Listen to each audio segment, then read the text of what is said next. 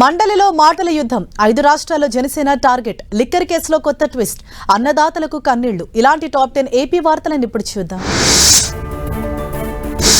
Rayalaseema lift irrigation ప్రాజెక్టుపై AP శాసన మండలిలో వైసీపీ టీడీపీ సభ్యుల మధ్య మాటల యుద్ధం జరిగింది. పొరుగు రాష్ట్ర సీఎం రేవంత్ రాయలసీమ ఎత్తిపోతలు ఆపేయించామని చెబుతున్నారు. దీనికి ప్రభుత్వ సమాధానం ఏంటి అని వైసీపీ ఎమ్మెల్సీలు సభలో ప్రశ్నించారు. రాయలసీమ లిఫ్ట్ ఇరిగేషన్ ప్రాజెక్టు కడతారా లేదా అని అన్నారు. వైసీపీ సభ్యుల వ్యాఖ్యలపై మంత్రులు ఆగ్రహం వ్యక్తం చేశారు. శ్రీకాకుళంలోని డయేరియా ప్రభావిత ప్రాంతాల్లో కేంద్ర మంత్రి రామ్మోహన్ నాయుడు పర్యటించారు. డయేరియాతో మృతి చెందిన మండల సురేష్ కుటుంబాన్ని కేంద్ర మంత్రి పరామర్శించి ప్రభుత్వం ఆదుకుంటుందని భరోసా ఇచ్చారు. అలాగే ఆసుపత్రిలో బాధితులకు అందుతున్న వైద్య సేవలను అడిగి తెలుసుకున్నారు. జనసేన పార్టీ 3వ విడత క్రియాశీలక సభ్యత్వ నమోదు కార్యక్రమం చేపట్టింది. నేటి నుంచి 5 రాష్ట్రాల సభ్యత్వ నమోదు కార్యక్రమాన్ని చేపట్టారు. నేతలు ఇంటింటికి వెళ్లి పార్టీ సభ్యత్వం ఇస్తున్నారు. ఏపీ, తెలంగాణ, మహారాష్ట్ర, తమిళనాడు, కర్ణాటక రాష్ట్రాల్లో జోరుగా సభ్యత్వ నమోదు కొనసాగుతోంది. ఆపరేషన్ చిన్నారి తల్లి పోస్టర్ను డీజీపీ హరీష్ కుమార్ గుప్తా ఆవిష్కరించారు. రాష్ట్ర వ్యాప్తంగా ఆపరేషన్ చిన్నారి తల్లి ప్రత్యేక డ్రైవ్ చేపట్టారు. చిన్నారులపై లైంగిక నేర నివారణ లక్ష్యంగా రాష్ట్ర పోలీసులు ఈ కార్యక్రమాన్ని చేపట్టారు. పాఠశాలలు, అంగన్వాడీలు, హాస్టళ్లలో గుడ్ టచ్, బ్యాడ్ టచ్లపై అవగాహన కార్యక్రమాలు నిర్వహిస్తున్నారు.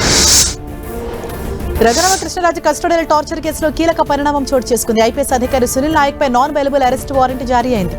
దీంతో సునీల్ నాయక్ ను అరెస్ట్ చేసేందుకు ఏపీ పోలీసులు సిద్ధమవుతున్నారు. ప్రస్తుతం బీహార్లో ఐజీగా పనిచేస్తున్నారు సునీల్ నాయక్.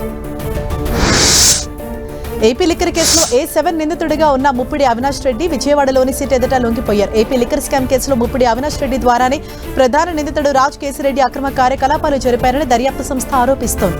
ఈ క్రమంలో సుప్రీంకోర్టు అవినాష్ రెడ్డిని లొంగిపోవాలని ఆదేశించింది. దీంతో అవినాష్ రెడ్డి లొంగిపోయాడు. ఏపీలో 2018 గ్రూప్ 1 అధికారులను మూకుమ్మడి బదిలీ చేసింది ప్రభుత్వం. హైకోర్టు ఆదేశాలతో 26 మంది ఆర్టీఓలను జీఏడీకి అటాచ్ చేశారు. 2018 రిక్రూట్మెంట్ లోపాలపై విచారణ పూర్తయ్యే వరకు అప్రధాన్య పోస్టుల్లో నియమించారని హైకోర్టు ఆదేశించింది. దీంతో హైకోర్టు ఆదేశాలతో గ్రూప్ 1 అధికారులను బదిలీ చేస్తూ సీఎస్ ఉత్తర్వులు జారీ చేశారు.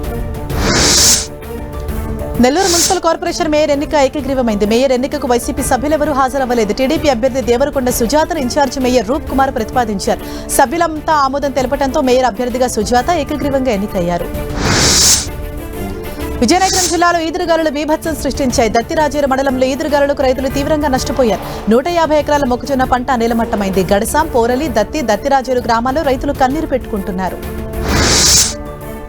శ్రీకాకుళం జిల్లా పలాసలో ఎల్లమ్మ తల్లి జాతరకు భక్తులు పోటెత్తారు. వేకువజాము నుంచి అమ్మవారి దర్శనానికి భక్తులు క్యూలైన్లలో బారులు తీరారు.